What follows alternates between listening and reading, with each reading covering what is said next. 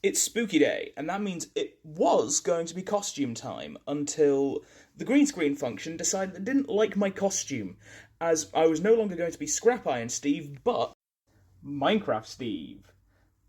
I think you'll agree this is a work of art, though maybe it's not too much of a loss since, well, I did make this multiple Halloweens ago for a bit, and have used it as a standard cardboard box ever since.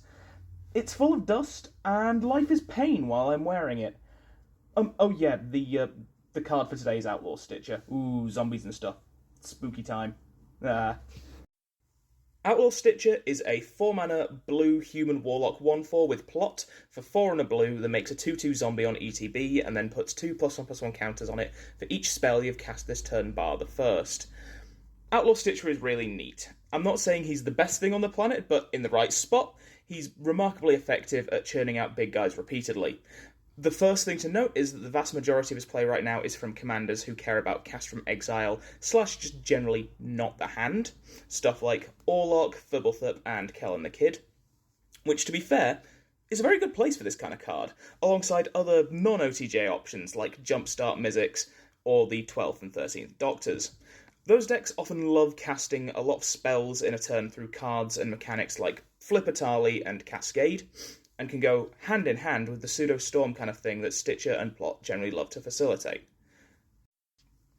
However, that side of this card seems to already have been explored, and I'm looking elsewhere for where I want to play this thing, because it's laden with funky +1/+1 counter and especially blink synergies, which I really want to dive into.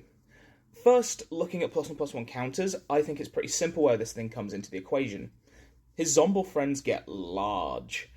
They often come in with beefy stats as is, and then you get the fun of proliferating them, doubling counters, and whapping keyword and stuff on them, with the likes of Herald of Secret Streams and their ilk. And even outside of your standard counter friends, he serves double duty in some of these +1/+1 counter decks.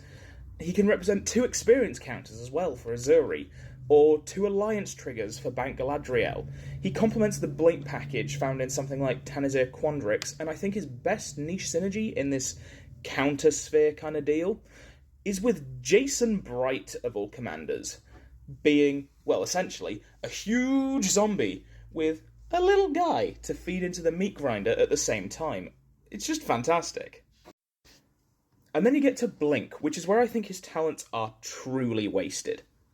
Blink decks love to take a lot of game actions in a turn, and casting spells is no exception to that. Dropping a Stitcher at the end of a Blink turn can often result in some real big boys. But then again, why only settle for 1? That's the beauty of this card in Blink strategies. This one card can represent a good number of big bodies, which is only bolstered by the Panharmonicons and Virtue of Knowledges that these decks love to play. Now, I'll be the first to admit that Stitchy over here is definitely not the best Blink target in the world, and that the 99 of these decks gets tight, so why play this over other options? Well, a few reasons. 1. Blink strategies are very strong, but they can struggle to close out games, with Azorius Blink possibly being the worst for it. Turns out, this guy makes big stats, and even without keywords, big stats win games. 2.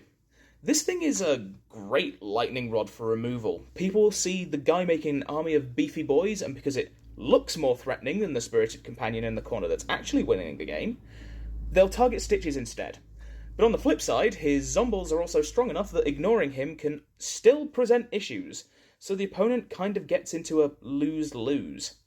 And 3, Blink decks really hate blocking sometimes.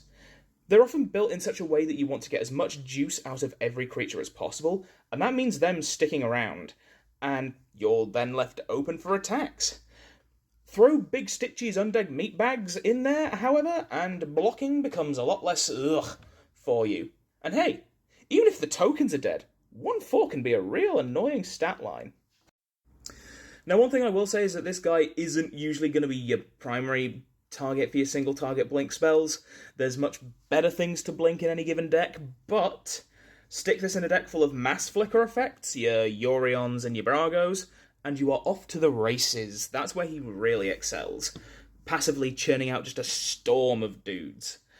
Personally, I run him in a Thassa Deep Dwelling deck as a nice way to push some damage through, And I'm also considering him for Tekathal on the counters front. He's not the best card ever, but he does deserve more than just 1k includes in decks from only his own set. Try him in your Exile, Counter, and Blink decks. You never know. You just might love it.